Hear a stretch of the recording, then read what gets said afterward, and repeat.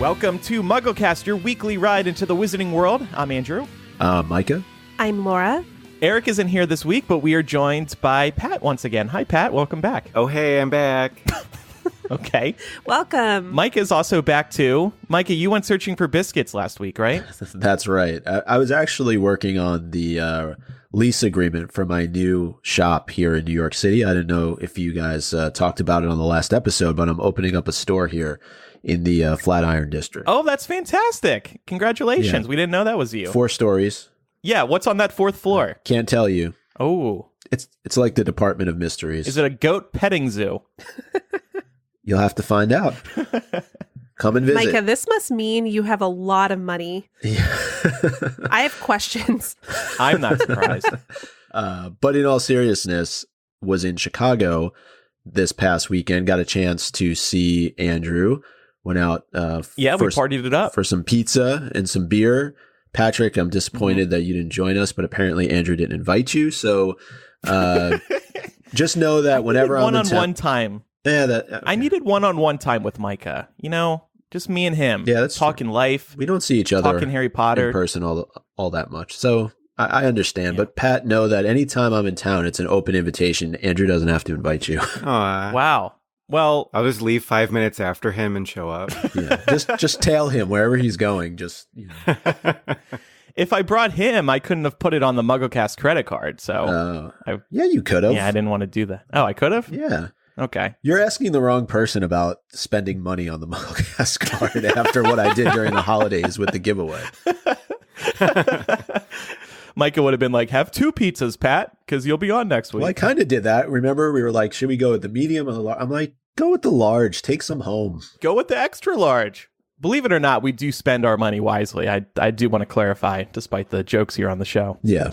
And on Friday, we're recording on Saturday. So yesterday, I got a chance finally to go over to the Lyric Theater in New York City.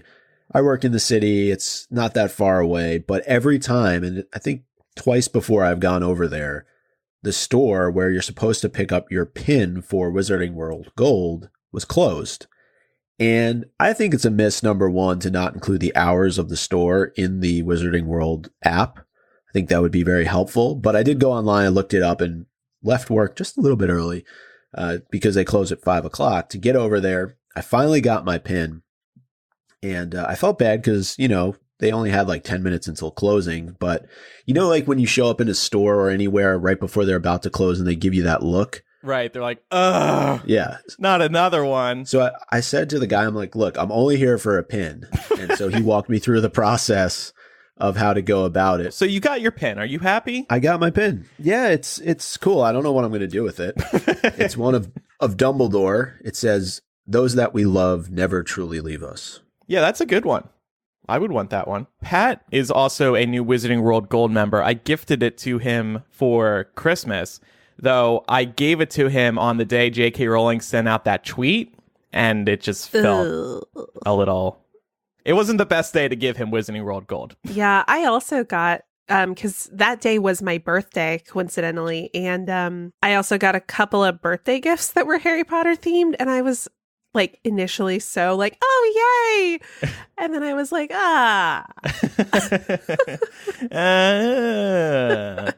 Yeah, and Pat, you got the journal. You like the journal, right? Yeah, it's cool looking through it, like how they customize it. I didn't realize that they would start everybody's journal different. Like my next month after I redeemed it is February, so mine starts in February, which is kind of cool because then you're getting the full year and not having to like miss out on a few months or go back and retrace what you did or whatever. Yeah.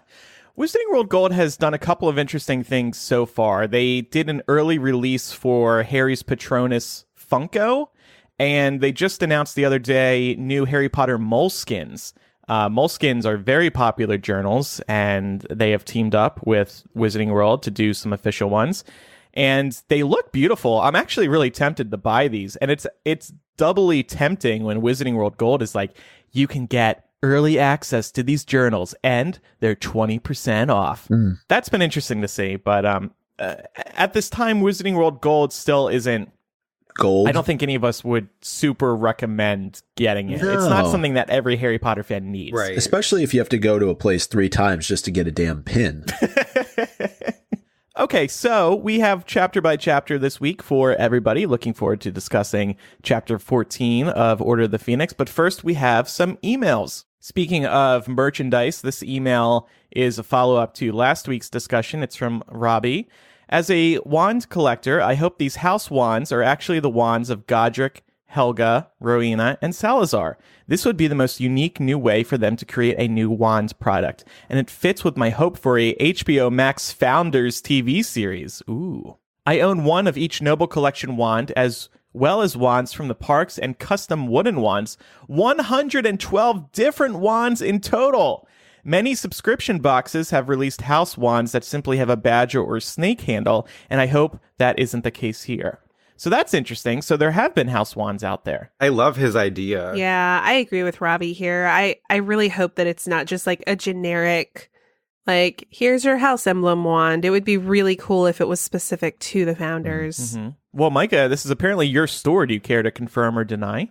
I can't comment at this time, but let's just say Robbie may or may not be onto something here.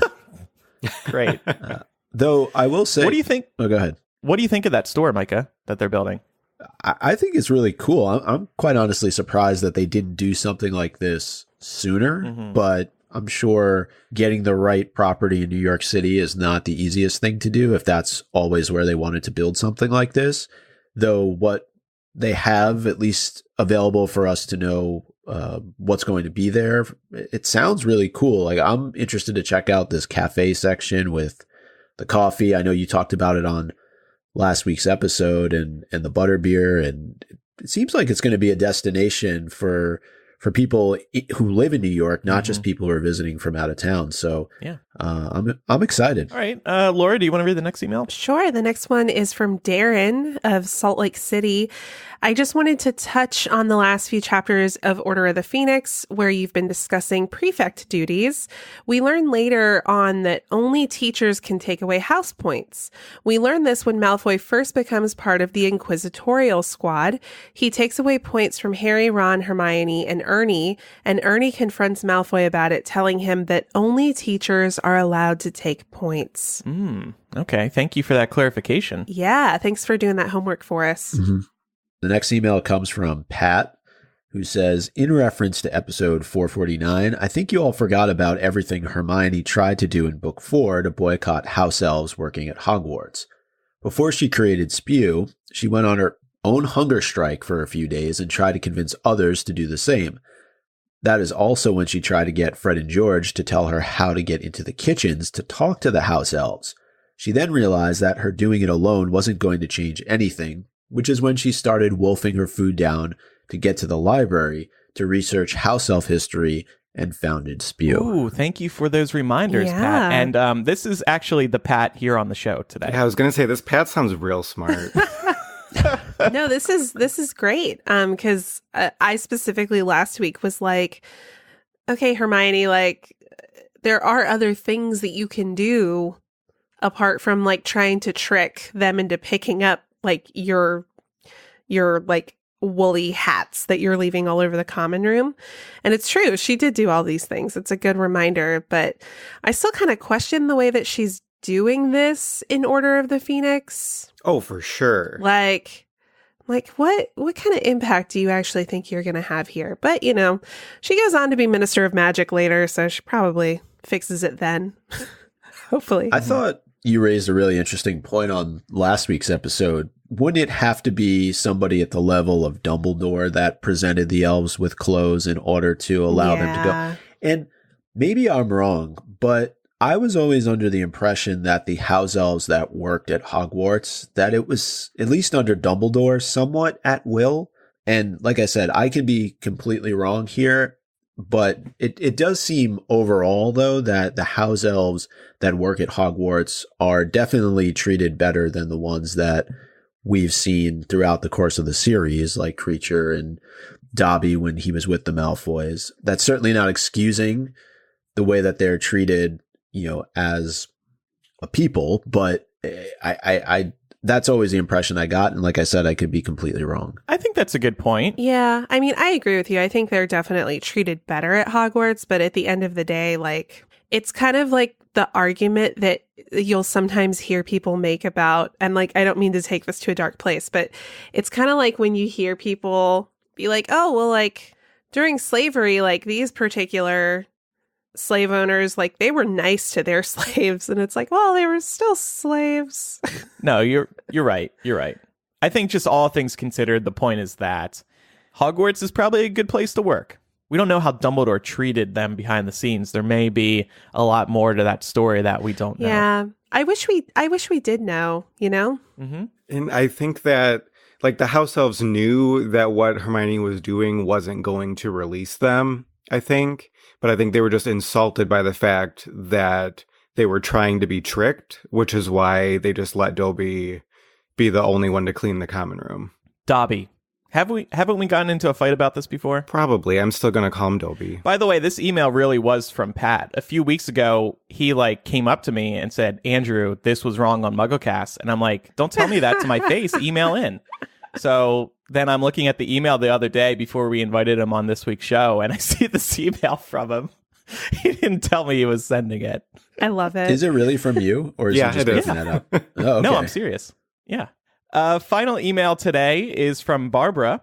I am a longtime listener, almost from the beginning, and probably one of your oldest age-wise fans. I respect your opinion, and I need some advice. On my next birthday, a big one, I plan to get my first and probably only tattoo. I wanted to get a small lightning bolt. Since I made the decision, I've been very excited about it and was looking forward to the occasion in April. Now that the whole trans controversy has happened, I am not sure what to do.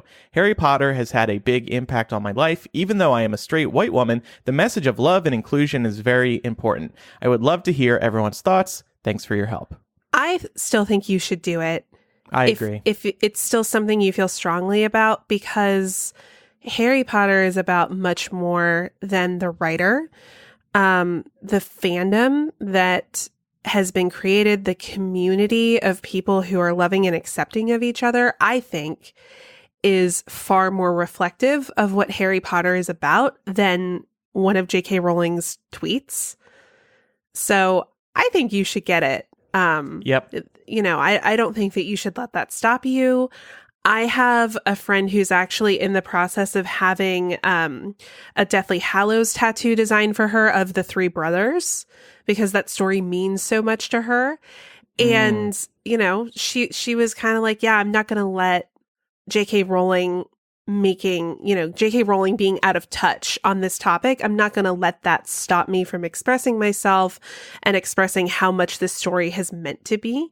And I think that that's also very apropos, because we learn throughout the Harry Potter books that Dumbledore, one of the most revered characters that we respected and trusted and sort of thought could do no wrong early on, he turns out to be a really flawed character. Right. And I think that's an important lesson for us to take away, is that everyone has some kind of flaw, and that doesn't excuse it, but it also doesn't mean that you have to take this black and white approach to what you like in your life, you know? Right. Mm-hmm. That tattoo is about Harry Potter and your experience with the books and the fandom. If you were considering getting J.K. Rowling's face tattooed on your arm, then we might be like, maybe think about that a little more. Right. Wait to see what else she does. But this is specifically about Harry Potter, not J.K. Rowling. So absolutely go for it. I have to say, I think a lot of people are completely unaffected by J.K. Rowling's tweet in terms of their relationship to Harry Potter. It's still all about the story and the fandom. There isn't going to be this mass departure from the Harry Potter fandom. There's going to be a mass departure from loving J.K. Rowling as much as we once did. But for everybody in their day-to-day lives in this fandom, everybody still loves Harry Potter as much as ever. That's not changing. Pat and I were at a Christmas party a few weeks ago, and the whole group, 20 people, got on the subject of Harry Potter. This was after J.K. Rowling's tweet. It did not get brought up at all. Everybody's still obsessed with Harry Potter as ever. It's just, this doesn't affect anything. And nobody's going to look at your tattoo and be like, oh, well, did you see that J.K. Rowling tweet? They're going to say, oh, yeah, that story is incredible.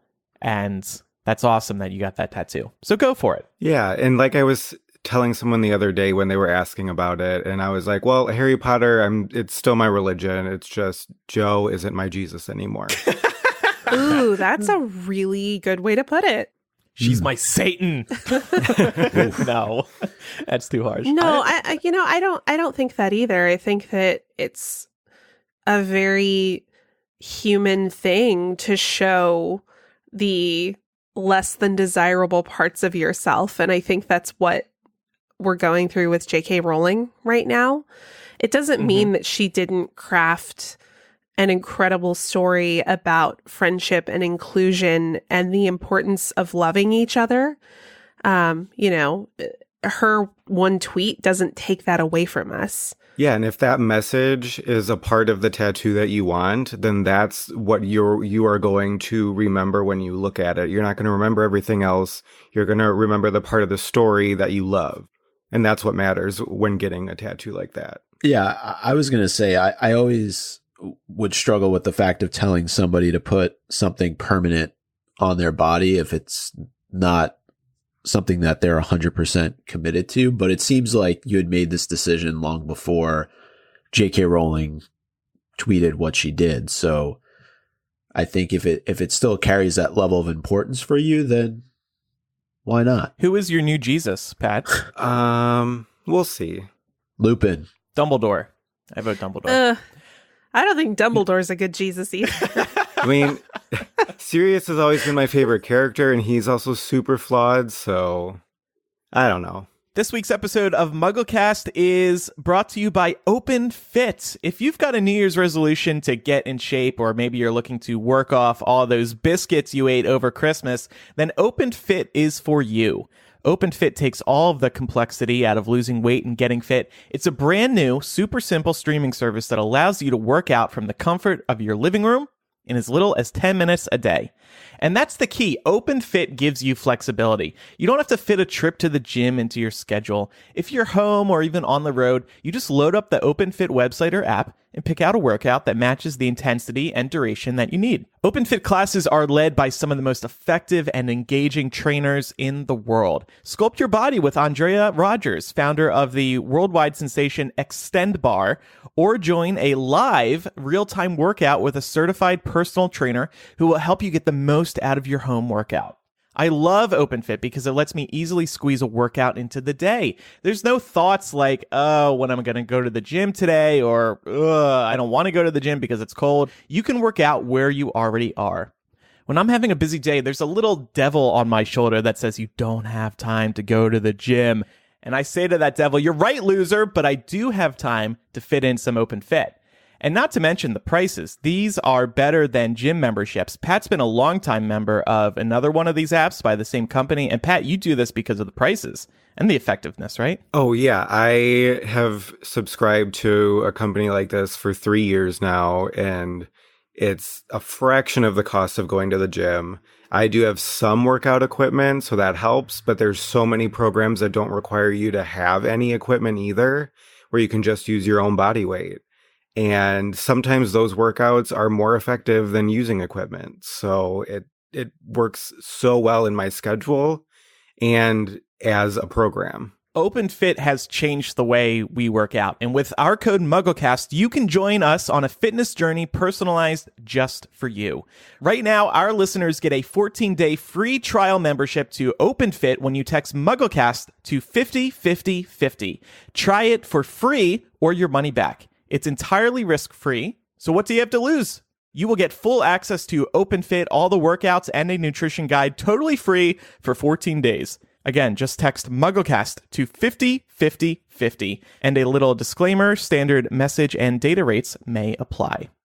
Okay, it's time for Chapter by Chapter, and this week we are discussing Chapter 14, Percy and Padfoot. And we'll start with our 7-word summary. Pat, you start. For Percy and Padfoot, Pat. Continue the alliteration. I'm not continuing the alliteration. We're just going to start with the day of the week. So Saturday begins with Which way do I want to take this? I want to set you guys up for success. Oh, so thoughtful. Yeah. I'll just say letter. Should say S. Saturday begins with letter sending. Y'all can do it. From Harry. New rule. We have to complete this in 30 seconds. This takes way too long. Yeah. I was thinking and Quidditch. Oh, okay. Letter sending and Quidditch. It's fine. It's fine. Yeah, I think starting with Saturday wasn't the best. No, I think it's fine. All right, well, let's get into the chapter discussion. And speaking of Saturday, I thought Saturday morning ain't nothing like it. And we all get together on Saturday morning for the most part to record the podcast. Yeah. I'm sure we're all excited to get up and out of bed. Wow, this chapter is already so relatable. Isn't it? Yeah, and Harry didn't sleep in and we didn't either. But I think we can all, for the most part, sympathize with Harry, the week that he's had. Maybe we've not had that rough of a week, but you know, it's Saturday, it's the weekend. He's ready to just kind of like kick it and relax and not have to think about too much of anything. Of course, we know that's not what ends up happening, but yeah, it's the weekend. Let's relax. No homework, Hermione. Stuff it aside for now. Don't we all agree? Let him relax. Let him enjoy some hashtag self-care. Exactly. It's all about a balance. Mm-hmm. You know? Exactly. I remember the days when I didn't have anything to do over the weekend. That was good times. That doesn't happen anymore as an adult. Nope. Thanks in part to podcasting. Exactly. Blame the podcast. and Harry gets up on the early side. He goes down and tries to start writing a letter to Sirius. And one of the things that he notes is the fact that it must have been really difficult for Ron and Hermione to try and write him letters over the summer.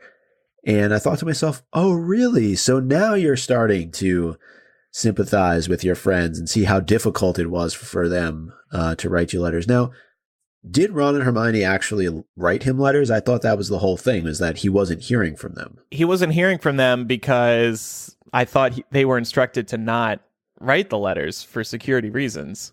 And I guess they couldn't come up with enough cryptic language to get a letter to him. Right.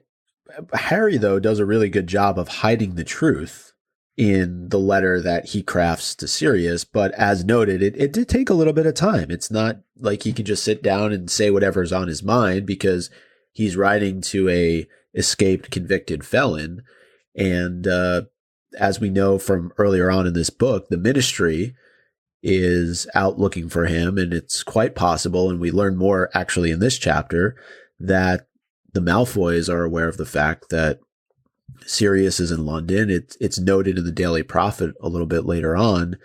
So what do we make of Harry's ability here? I wondered if this is something that Harry kind of innately has in him and he's this clever, or is it just J.K. Rowling being a clever writer? Like, do we think this is something that Harry is good at, or is it just J.K. Rowling's writing? I think Harry's gotten good at it with how much he can't mention anything dealing with magic when he's home at the Dursleys.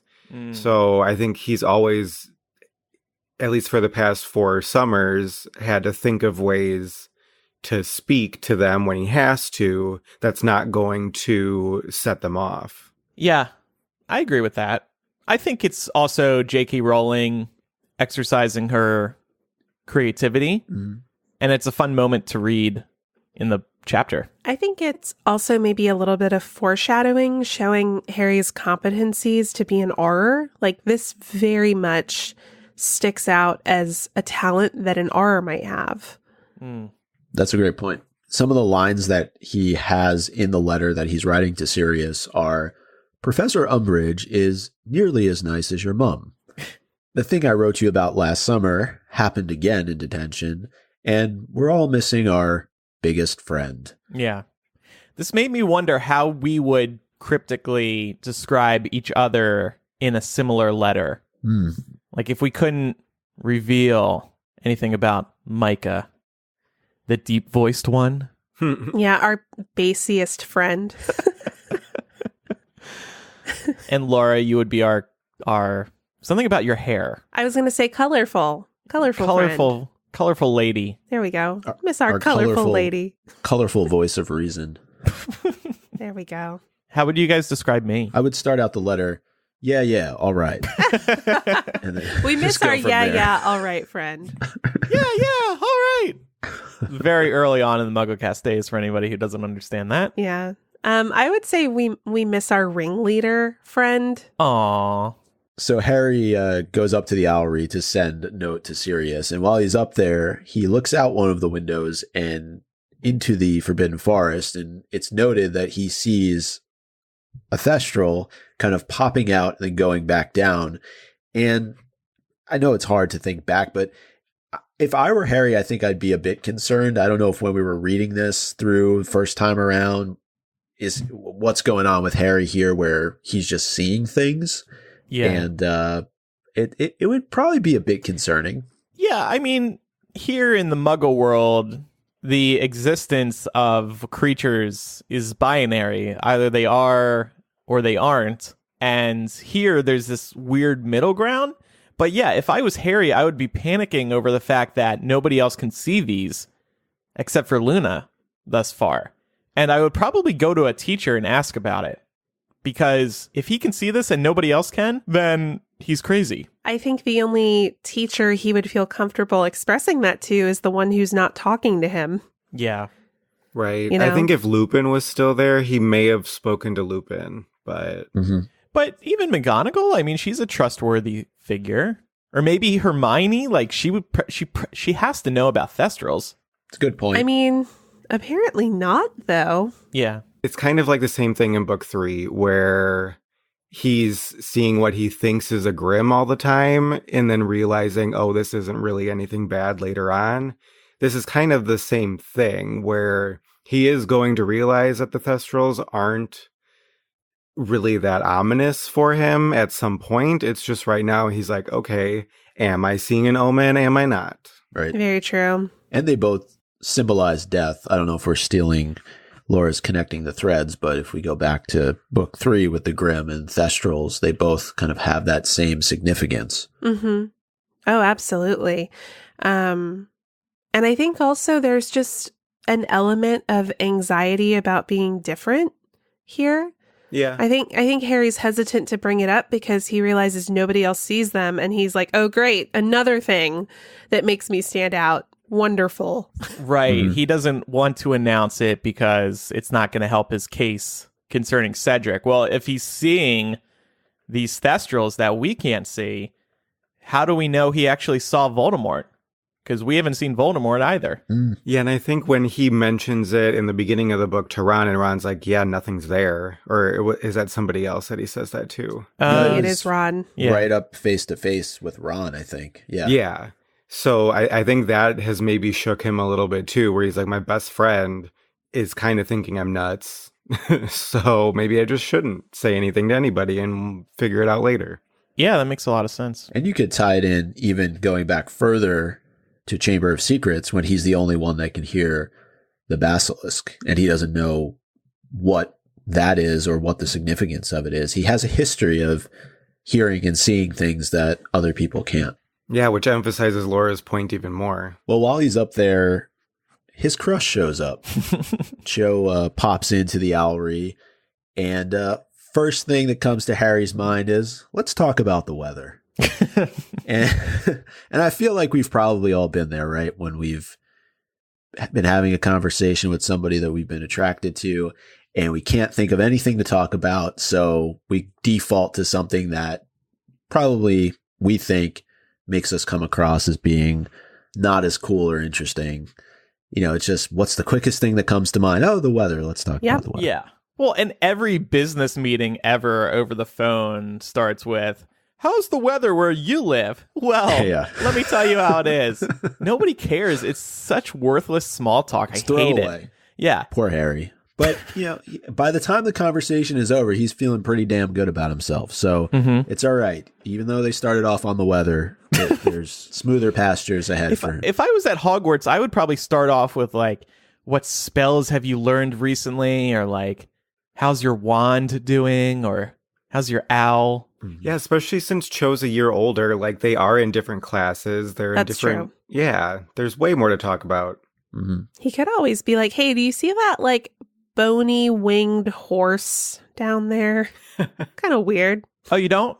Me neither.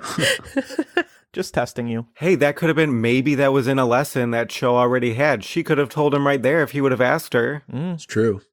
One thing that they're able to bond over, though, is Quidditch. And they talk a little bit about that, and Ron gets brought up, and Harry's mentioning the fact that Ron is now going to be a member of the Gryffindor Quidditch team, and Cho refers to him as Ron the Tornado Hater Weasley. Or maybe I just made it up.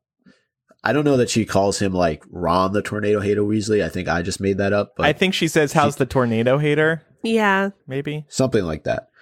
The only reason I included that is because it was the answer to the Quidditch question from last week. So twice in this scene, I thought it was interesting that Cho stands up for Harry. So she says, you were really brave standing up to Umbridge like that. And then just a couple minutes later, when Filch barges in, she comes to his defense again. And that's love, to defend somebody twice in the same hour. Like, wow. Yeah. And Harry considers even showing Cho his hand during this meeting of the two of them, because he's just so kind of invigorated by the fact that she is calling him brave and saying that it was great that he stood up to Umbridge. You know, it's like you get your inside, it says his inside's burned, and it's like he's floating on air. Like he feels like $1 million by the end of this conversation. Yeah. I think it's funny that he has this impulse to show her his wound, because Malfoy does the exact same thing in Prisoner of Azkaban after he gets attacked by Buckbeak. He's very much exaggerating the status of his wound. Not saying that Harry's doing that here, but he does it largely, I think, to get attention from his peers, but primarily Pansy Parkinson, who's like fawning over him during this, and now Harry has this very same impulse with Cho. Yeah.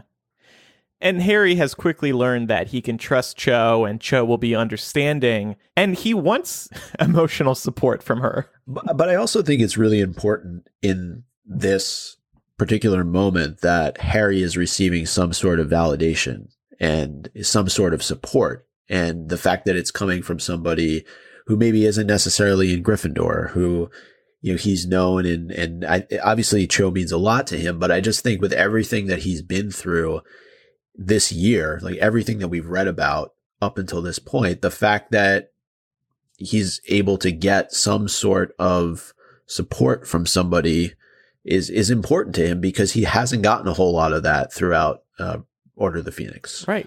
And I think it's important that it's from Cho because they have shared trauma. Right.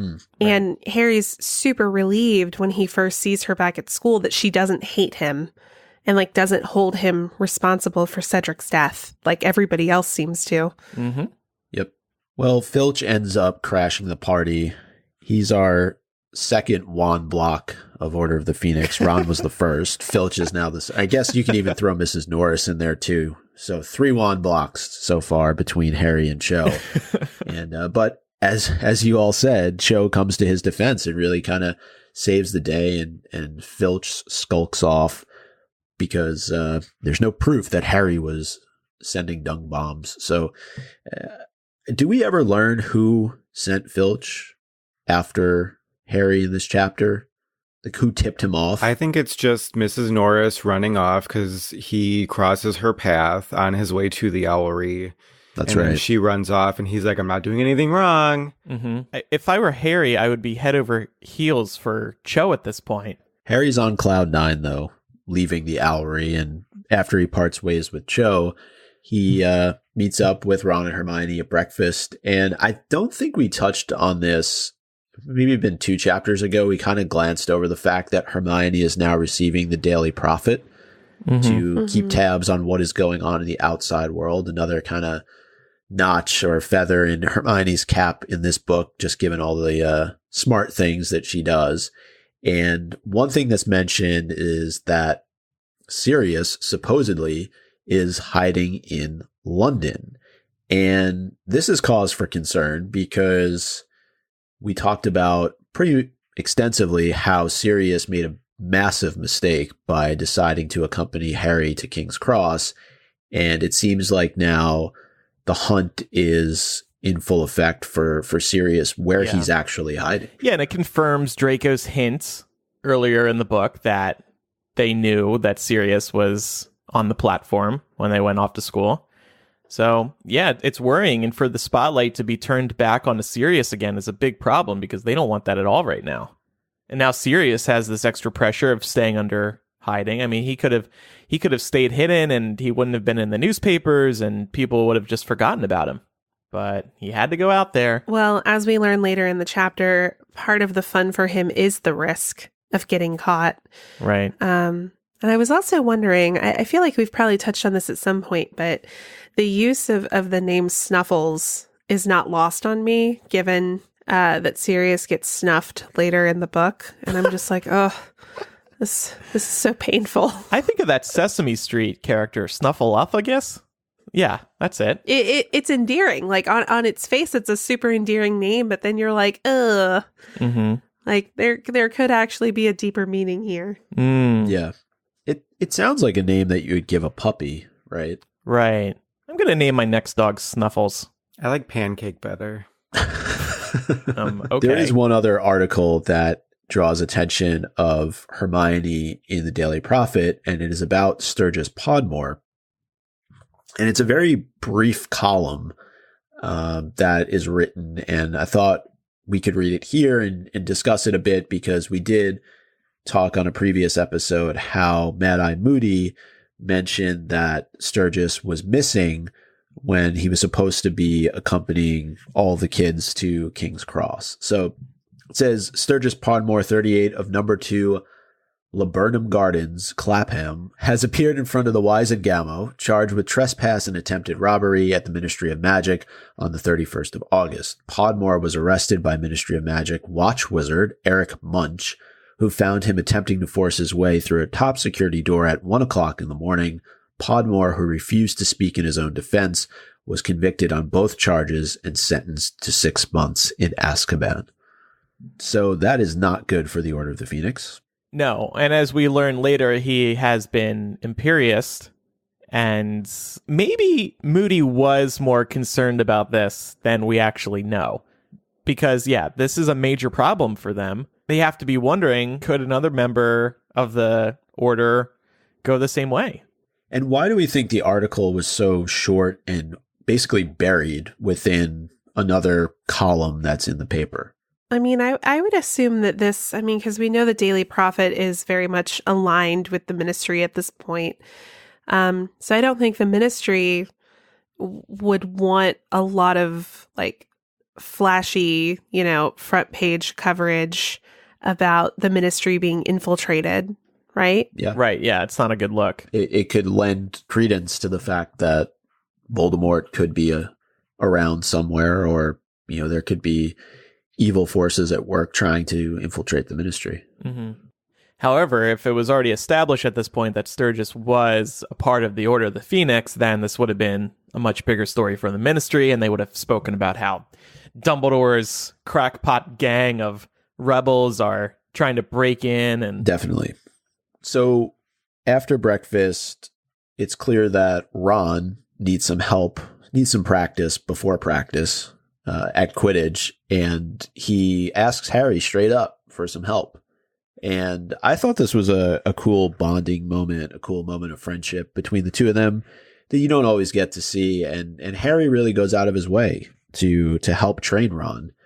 yeah, Hermione isn't too keen on the fact that they're going off to play Quidditch. She would rather they focus on their homework, but I think Hermione's being a bit of a party pooper here. I think that, especially Harry, like Harry's had a hell of a week. mm-hmm. Like, let him get on his broom and go fly around for a bit. Right. Yeah, Hermione is basically all work and no play, at least in this chapter. And it's not really up to Hermione to decide what those two do. So, she has a point about getting their homework done, but if they want to go play Quidditch, let them. And I also think Harry may be interested in helping Ron because, as we discussed earlier in our chapter by chapter series, Ron and Hermione are in positions of power now, being prefects. Harry might feel a little cast aside. He doesn't feel as important. So being able to train Ron might give him that feeling of importance that he could be yearning for, and being in a position of power with his Quidditch skills. That's true. I think also, just in some defense of Hermione, she knows that, she has 4 years of experience with it thus far, that these two not completing their homework and not putting in the study time results in more work for her when she has to correct her friend's homework and hold their hands through it. Yeah, and she also knows Harry's been in detention all week, so he hasn't had time to even do homework. So I think she's just thinking for Harry's mental state later on, you should do this now so that you aren't going to be frustrated later. Would you guys be like Hermione, always helping out your friends? I think I would get sick of it after a year or two. I always liked school, and I never minded coaching friends through assignments. Hermione takes it a step further though, and she kind of does their homework for them. Right. We see later in this chapter, she's just writing Ron's essay for him. I would not do that. That is just a bridge too far. Yeah. That's cheating. Yeah. She's got enough to do herself in her own schooling, and yet she feels like she has to help Harry and Ron all the time. That would just get really tiring for me after a couple years. I would just be like, yo, get it together and do it yourself. I'm not going to hold your hand through the rest of your lives. I think it's about prioritizing, and right now I don't know, it's hard because for Ron, the focus for him obviously is Quidditch. And that he's made the team and that he needs to deliver. And this is something that he's always wanted to be a part of. And it's mentioned, how many other members of his family have played Quidditch at Hogwarts. And we know Ginny comes on in the next book and is goes on to make a career out of playing Quidditch. So I think for Ron, that overshadows any work that he needs to get done for school. And for Harry, he's just had probably his worst week at Hogwarts, and Quidditch is an escape for him. So that said, they should still be able to prioritize, okay, we're going to take this amount of time to go teach Ron, and then we're going to take this amount of time for practice, and then we need to spend the rest of the time that we have on our studies. That's just the way that it goes. As you get older as a student, you have to be able to figure that out. Hermione's been able to really do that since year one. Harry and Ron, not so much. But I agree. I think it's a little bit extra that Hermione is doing the actual work for them. I don't know if Percy's letter has anything to do with that, though, if she really just feels that bad for Ron in that moment. That's the impression I got. Yeah. Her attitude kind of changed in an instant after that letter. Because earlier on in the chapter, she tells them, I'm not going to help you with your homework if you do this. Right. And Ron was like, do you think she was serious about that? Because I really need her help. But before we get to Percy's letter, we wanted to bring up an issue at Quidditch practice, which is that Draco and his friends are watching the Gryffindors practice, and that just seems like that shouldn't be allowed. Not just because it's unhealthy to taunt the other teams, but they can also be picking up the strategies that Gryffindor are practicing, and that seems like something that would be illegal. You think about in football, where each team's plays are super secret, and, they cut to the coach during the game and they're covering their mouth so you can't tell what play they're about to call. And this is basically what the Slytherins are witnessing here. Right. Or compare it even to what's going on right now in baseball with the Houston Astros and the sign stealing that went on there. So exactly. And if people aren't familiar with that, I would just say Google Houston Astros and you'll see the fallout that happened as a result of that. But it's similar. Laura's a big sports ball fan. She knows all about it, right, Laura? Oh, yeah.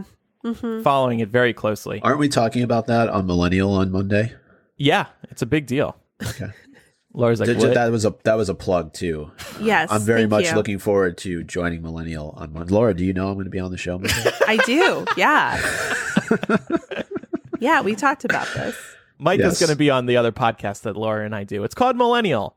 Check it out, millennialshow.com. Okay, anyway, back to Quidditch. It's been years. Yeah. It may even have been the last time we were talking about Order of the Phoenix on this podcast.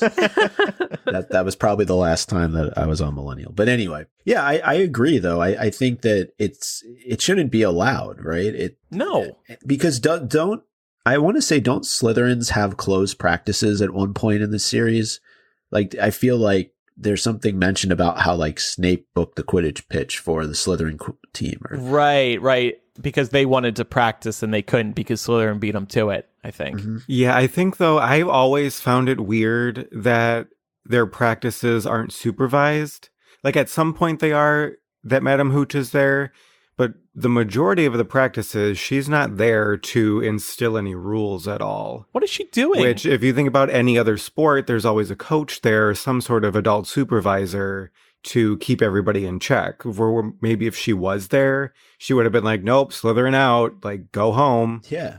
You know what this means, Andrew. This is yet another reason as to why Hogwarts is a security nightmare. Yep. Starting to sound like a security nightmare. Security nightmare. Thank you for introducing that slowly so I had time to load up my sound effects for it.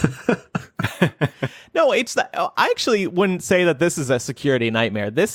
We've been speaking in recent episodes about house unity. This just tears the houses apart when they're allowed to head down to the Quidditch pitch and taunt each other.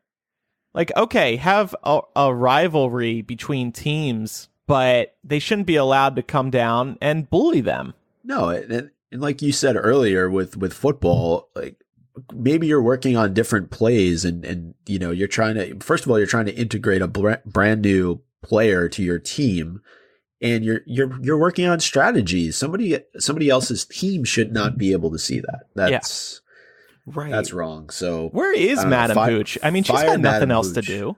How do you know? Well, I'm reading her Wikipedia right now. She's a flying instructor, Quidditch referee, and coach at Hogwarts. Her office should be on the pitch, and she should be supervising everything that happens there. Yeah, think about what happens to Katie Bell during this practice. If she was there, maybe she wouldn't have ended up taking some of Fred and George's bad product, right? And needing to go to the hospital wing. So, not to mention, they're still on Hogwarts grounds, but they're outside the castle, and that does actually sound like a security nightmare when Voldemort is back. And there's these Thestrals flying around that Harry has no idea what they are. Dementors have been on the Quidditch pitch. What did you make of the bad product moment by Fred and George? Obviously, they're trying to help out Katie after she gets nailed by Ron, but that's just an example, though, of I don't know what you can compare it to in modern day, but, you know, taking something, I know they're testing out on themselves mostly, but you take a bad product before it's been fully vetted, something like this can happen. Right. Something like this was bound to happen with their products. So I wasn't really surprised. It's a bummer that it happened to Katie, but no, I feel bad for Ron here, though, because he takes so much crap off of Angelina for being nervous and like dropping the ball and for throwing the ball too hard so that it hits Katie.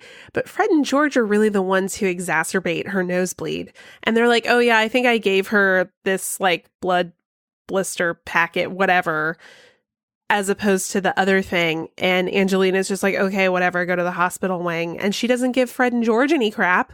Like, poor Ron. He's just the new kid. I was thinking about that too. Do you think Fred and George volunteered to take Katie to the hospital to cover their own butts or to tell Madame Pomfrey the truth? I don't know. I mean, they owned up to it in front of everybody. They're like, oh, right. I think we gave her this instead. Right, but Madame Pomfrey's a professor, technically. So she might be like, okay, they're making up these products. I need to put a stop to this. Or they can cover their own butts and not tell her the truth. Yeah. So that she can't try to stop them. It's true. They owe it to Katie to tell the truth so that she can be cured as quickly as possible. And, own up to your mistakes. I don't think they're below that. Do we think that they tried to slip her something else on the way up there so that it maybe counteracts the effects of what's already happened to her? You would think so. You would think they would be prepared for Right. this type of scenario. It wouldn't surprise me, but if I was Katie, I would be like, no, I'm not taking something Nothing else from you. Do not touch me. I don't trust you anymore. Bring me to Pomfrey. And by the way, where's Hooch? Well, isn't this a sort of a precursor? Given what happens to her in Half-Blood Prince? Right, yeah. Mm-hmm. You think that's bad, Katie. Just you wait till the next book. But kind of going off of what Laura was talking about with Ron, when they get back to the common room, it's clear that practice didn't go all that well. But Hermione kind of jumps to the conclusion that the reason it didn't go well was because of Ron. And Ron kind of says exactly that to her. And do we think it's a bit wrong of Hermione to jump to that conclusion? Or do we think this is more like a moment of frustration for her because she's probably been sitting there all day doing homework and she's just looking to let off some steam? I think that she has every right to have this conclusion because Ron came in a mood anyways. Yeah. It was kind of obvious that it was his fault just by the way that he was acting. So I think she just read the room and realized that he was really upset. If it wasn't his fault, he probably wouldn't have been upset. So I think she assumed correctly. I agree. Okay. Let's talk a little bit about Percy's letter that Ron receives, and it's quite loaded. It's really awful. Yeah. We wanted to try and read some of these lines from Percy in a semi-Dr. Evil voice, which I think we could probably just make up whatever we consider to be a sinister voice because, yeah, like I said, this letter is loaded, and I don't know how much of it is Percy really feeling this way or Percy just being in the moment and thinking that he's hot shit because he works for the ministry. Right. And he's riding high on this new story that's about to come out in the Prophet. So he's got this chip on his shoulder. I think he absolutely feels this way genuinely. But what changed him? That's what I'm trying to figure out is he went to Hogwarts. He was prefect, head boy. I'm sure he respected Dumbledore during his time there, as well as the other professors. Now he transitions to another situation where, he's in a position of power and he obviously respects the minister. I just think he's drinking the ministry Kool-Aid.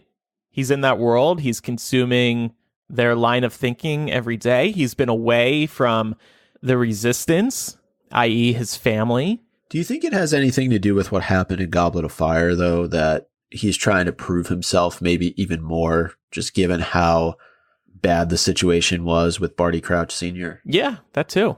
Yeah. I agree. I also think Percy is an example of somebody who probably shouldn't be in a position of power. Mm-hmm. Just because whoever it is who's giving him power, he just tends to, as y'all were just saying, drink the Kool-Aid and just think that they can do no wrong and they must be in the right. So I think that as soon as Percy transitioned out of Hogwarts and he lost that power and got to the ministry, he found a new kind of power. Yeah. So some of these quotes, like Micah said, they're just awful. So he says, Dumbledore may not be in charge at Hogwarts much longer. That was good. Yeah, it was good. Micah, do you want to try one? Should I go Dr. Evil or do I want to go like really deep sinister voice? Do whatever you want. Oh, I want to hear deep sinister. You do not want to be tarred with the same brush as Potter. Ooh. I just got shivers. Oh my God. Laura, do your wickedest. I know that he can be unbalanced, and for all I know, violent. And for all I know, violence. All right, Pat, you got to do one. Pick one. I urge you to speak with Dolores Umbridge, a really delightful woman who I know will be only too happy to advise you. Your loyalty, Ron, should not be to him, Dumbledore, but to the school and the ministry. Oh, Donald, welcome to the show. Oh man. Okay. In talking about his parents, petty criminals with whom they're currently rubbing shoulders. Sickening. I sincerely hope that in time they will realize how mistaken they were, and I shall, of course, be ready to accept a full apology when that day comes. Sad. That one actually works well in that voice. Yep. Let's talk a little bit about some of these statements. It's certainly surprising to us as readers to learn that Dumbledore may not be in charge at Hogwarts much longer. That actually gets brought up a number of times in Percy's letter, and he talks about taking a look at the Daily Prophet tomorrow. So not good news for Albie. Yeah, you almost don't believe Percy, right? It could just be Percy talking out of his butt that Dumbledore might be on his way out soon. Yeah, well, and I think too, like at first you kind of get the sense reading this letter that Percy has an overinflated sense of importance, and you're like, okay, how much do you really know? Right.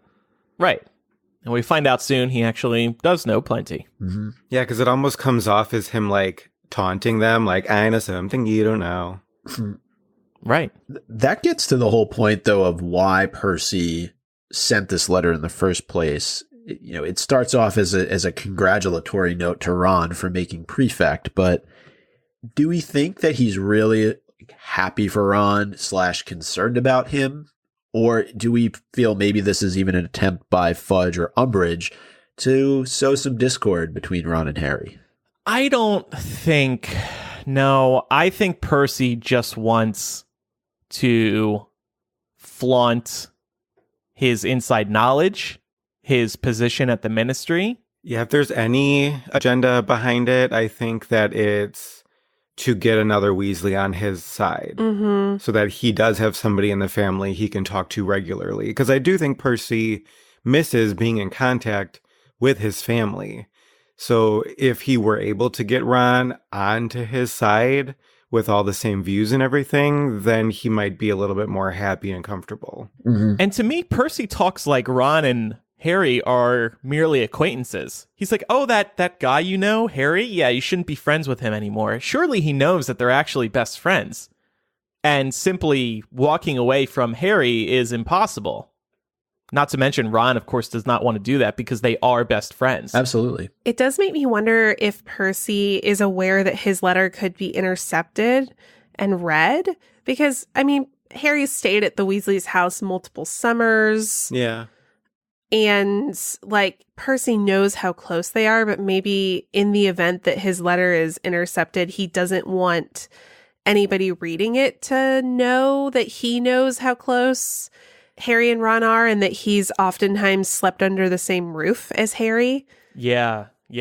I thought you were going to say he wrote it so that if it was intercepted, everybody could see how hard he was on his brother and how loyal he was to the ministry.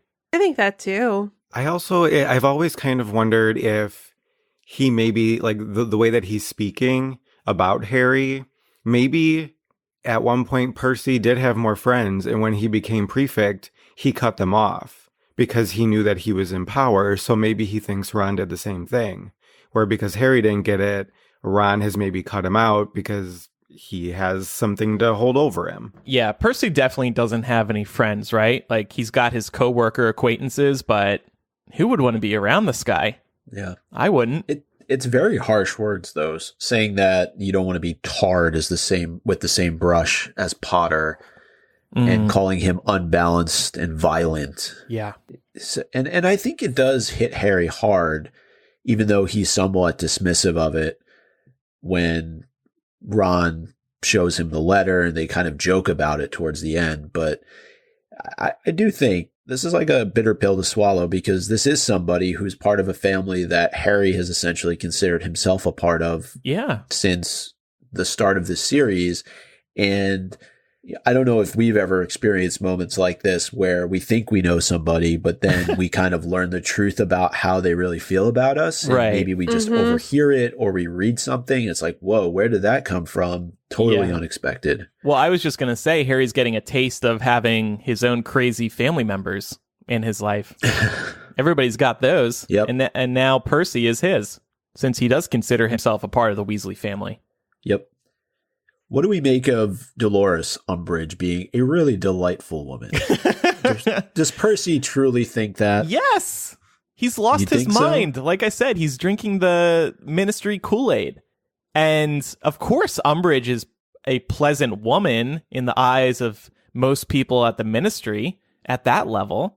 She wants to control Hogwarts. That's an appealing part of her character. I mean, she is a nice person, other than her evilness. Like, she's very polite. She's well-spoken. Yeah, if she likes you. Right. Yeah. She's very strategic in her niceness. I also love the contrast here in the descriptions of Umbridge in these letters. Like, Harry's being very sarcastic, and his like, she's almost as nice as your mom. And then Percy's like, a truly delightful woman. And he's completely serious. Yeah. All right, let's just spend a little bit more on Percy's letter here, but as it relates to his own family, because that to me is probably more telling than the bit about Harry. He references the petty criminals with whom the Weasleys are currently rubbing shoulders, and then just flat out says that he expects an apology sometime in the future for all that they've been doing with respect to the Order of the Phoenix. Do we think Percy has a good idea of the fact that his family, particularly his parents, are in the Order? You know, he references these petty criminals. Who is he talking about? Is he talking about Mundungus? Right. Is he talking about Podmore, who's now been sent off to Azkaban? Well, considering his view on Harry, I think he's talking about that entire group of people. He just holds all these people in low regard. And I don't know if he realizes he's exaggerating here, but he is exaggerating by just putting this whole blanket petty criminal description over all of them. Yeah, he's definitely painting with a broad brush here. Mm-hmm. And it's just sad to see that that's what's become of Percy, and this is how he views his family. Yeah. And given how much stress we've seen this put on the Weasley family, especially Mrs. Weasley, who you can't say Percy's name in front of her without her bursting into tears. Could you imagine if she were to read something like this that her son said about her? Right. Yeah, it would devastate her. Yeah, this would break her heart. Well, the one benefit of all of this, as we mentioned just before, is that Hermione offers to help Harry and Ron out with their homework. And this was just one of I wanted to talk a little bit, though, about, what do we think is going on inside of Harry's mind? And what's going on inside of Ron's? Do we think Ron is really embarrassed by this? What do we think the effect is on him? Let's remember what he's just been through as well with the Quidditch practice. I mean, he's not having the best day either here. Mm-hmm. I think he is embarrassed. I don't think that if Harry and Hermione were with him, if he got the letter alone, I don't think he would have showed them. Yeah. That's interesting. Yeah. But at the same time, they are used to Percy being this way. So it's not like it would come as a shock to Harry and Hermione that he's talking like this. So yeah, and he sits there and rips the letter up and throws it in the fire in front of Harry and Hermione. Yeah, it's embarrassing, but look, it's just like when you have a crazy family member, you just say, "Oh, there goes crazy Aunt Sue again." We're so used to her talking like this. It's just more of the same. Mm-hmm. Just family. Yeah, it's fair. Well, speaking of the fireplace, Sirius shows up. Mm-hmm. And one of the things that Harry forgot to mention to Ron and Hermione is that he had sent a letter out to his godfather on Saturday morning. But I know this has been portrayed a couple of different ways in the films. Yes. Right? Sirius's face popping up in Goblet of Fire is different from Order of the Phoenix. Yeah. Mm-hmm. It's funny because I think the effect in Goblet of Fire was one of the worst effects in the Harry Potter series. Mm-hmm. It looks like Sirius is coming up for a breath. His face is the fire, so to speak. Yeah, it's in the embers. Yeah, it's the coals. Which I hated. I'm so glad they fixed it. And it was hard to make out. And then in Order of the Phoenix, and maybe we can link to this side-by-side. There's a side-by-side that we found. In Order of the Phoenix, he's in the flames as opposed to in the embers. And it looks better. It's definitely easier to make his face out. But I think I still remember the first time seeing that in Goblet of Fire. I was like, you can barely make out his face. So that was definitely a good change. But like I said, one of the worst special effects in the Harry Potter film series, in my opinion. Oh, and I don't know if you remember this, but we made so much fun of that effect on this show back in the day. Oh, we were like, what? We were like, what intern made this? Did they run out of money for this effect? So this is all they could come up with? Yeah, I remember being so angry when I saw that the first time. I was like, what really is this? Oh, yeah. This is terrible. Huh, this bother. See, this is why they got to redo the Harry Potter movies. Turn it into a TV show. Do the fire effect right. Because how I think it should be done, do you remember at the end of the 5th movie when Bellatrix is like sucked into the fire? That's how I picture it should be. Like, it should be their bodies surrounded by flames, not like an illusion in the flame. It was also just so surprising because the special effects in the Harry Potter films, from start to finish, were really good, even in the first couple movies, before they knew what this would become. When the budgets may have been smaller, and of course it was a different time, it was early 2000s. Those special effects were good. Yeah.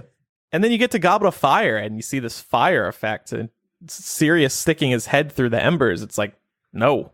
Yeah. Well, it was the same kind of thing with, I don't know why it reminds me of Michael Gambon when Harry's name pops out of the Goblet of Fire. Oh, yeah. And like, it's almost like he needs sunglasses because of the effect. It's like they could have done that a whole lot better too. Mm-hmm.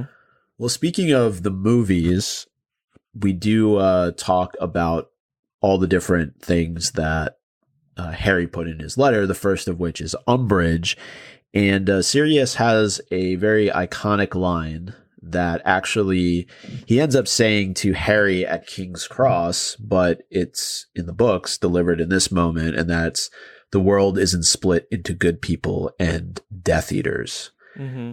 And so this is Sirius's interpretation of Umbridge, but I think it's a mischaracterization because I think Umbridge would be somebody who would easily put on a Death Eater cloak and serve Voldemort. Really? I've kind of always viewed her to be a bit like Sirius's parents. You know, he talks about them earlier on in the book and says, oh, no, they would have never been Death Eaters themselves, but they certainly thought the Death Eaters had the right idea. Mm-hmm. So, like, they were supportive of that ideology, but would not have actually put themselves in the fray. Yeah. Yeah, I think that's the same. Really? This is also why I said Umbridge was lawful evil in last week's episode, because she like so cleaves to like the rules and how she can use them to benefit her own agenda. Yeah. Yeah, I guess that's right. I mean, she clearly shares certain ideologies with the Death Eaters and with Voldemort, but she chairs the Muggle-born Registration Commission and she oversees those trials, and I believe that results in some of those people's deaths. So, I mean, I guess she's, to your point, she's just a different kind of evil. Yeah. I think too, like, she doesn't see herself as needing to hide behind a mask where most of the Death Eaters do. She's willing to just be out there in the open being herself. Right. And really much like throwing her point of view out there, where the Death Eaters are still hiding behind a leader and then also hiding behind a mask. Which is a worse way to describe Umbridge. Like, she doesn't even want to hide the fact that she's a Death Eater. She just is without the mask. Right. Yeah, and she's a pureblood maniac despite, having Muggle parentage, at least on one side. So in a way, she is very much like Tom Riddle, very much like Voldemort. We learned that she drafted some anti-werewolf legislation not long after Lupin's tenure at Hogwarts, making it very difficult for him to find additional work. And she recently campaigned to have merpeople rounded up. So I'm sure that would go over extremely well with the ones that live in the Black Lake. Yeah, and I mean, that one cracks me up because it's like they're always in the lake. No, it's not like they're walking around on the streets. So why do they bother you so much? You never even see them. I mean, it is definitely reminiscent of, there are certain ideologies here in the real world in which, people want to have some kind of tracking on certain groups of people because they're afraid of them, ultimately. Yeah. With no good reason, because pretty sure Umbridge never would go into a body of water. So I don't know what she's afraid is going to happen to her. And there's a really great article, I think we mentioned this when Andy was on the show, on wizardingworld.com about Umbridge and her family history. And it really gives you a much clearer insight into who she is as a person and why she's so power hungry and the pure blood mania. She's really a truly evil person at heart. A couple other points of conversation between the trio and Sirius. Hermione advises Sirius on creature, and that actually prompts a very quick subject change. So I think, again, it's just J.K. Rowling's writing, letting the reader know that it's really important that Sirius and creature try and find some common ground. We learn that the Ministry believes that Dumbledore is actually working to form an army at Hogwarts, and we know that that has payoff later on. So, and then despite everything that's going on, despite the article that we referenced in the Daily Prophet, Sirius thinks it might be a good idea for them to all meet up in Hogsmeade. So, this is just so completely reckless, and it just shows that Sirius is surely feeling the effects of being cooped up in Grimmauld Place, but he's just not thinking straight.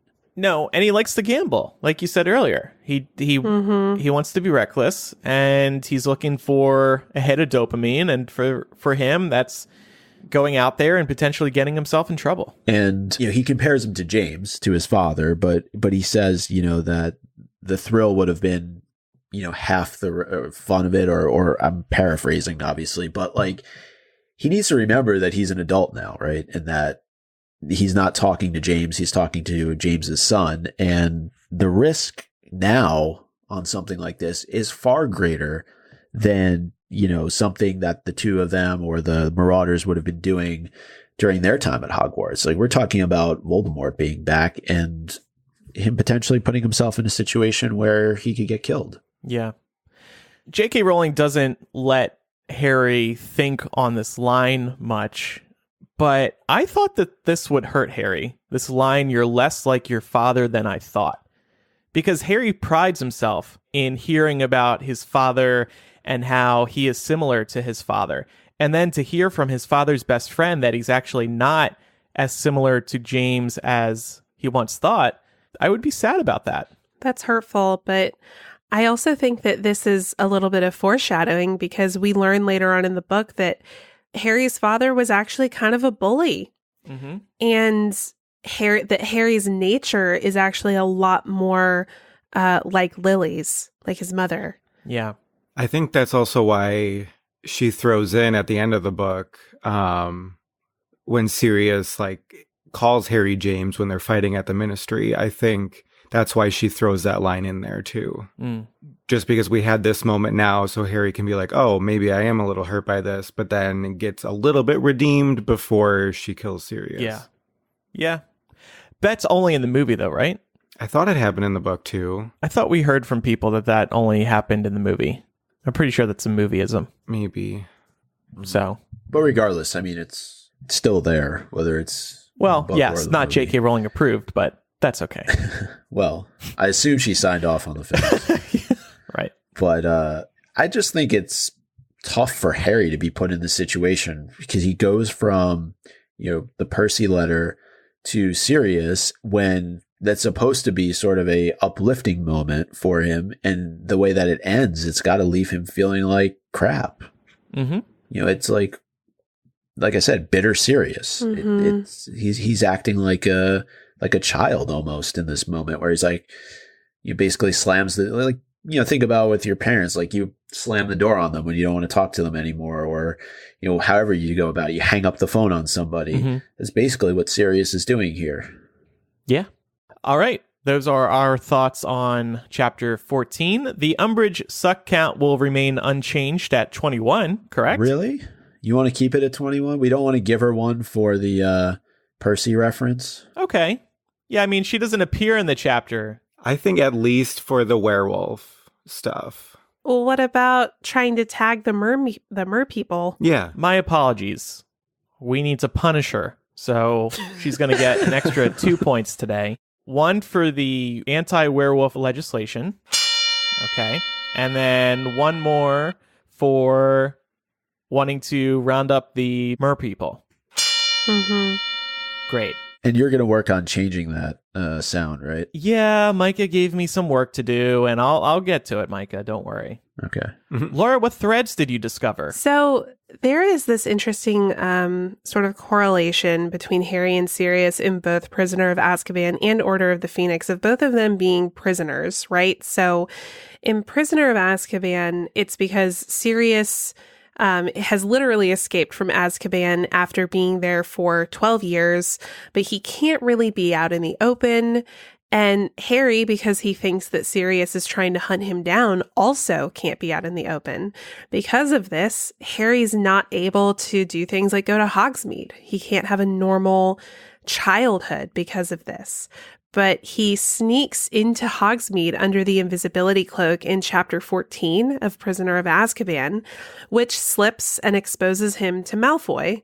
Then, in chapter 14 of Order of the Phoenix, Harry has to dissuade Sirius from sneaking into Hogsmeade as Snuffles because he knows that Malfoy can recognize his animagus form and would probably report back to his father, which would then make its way back to the Ministry, undoubtedly.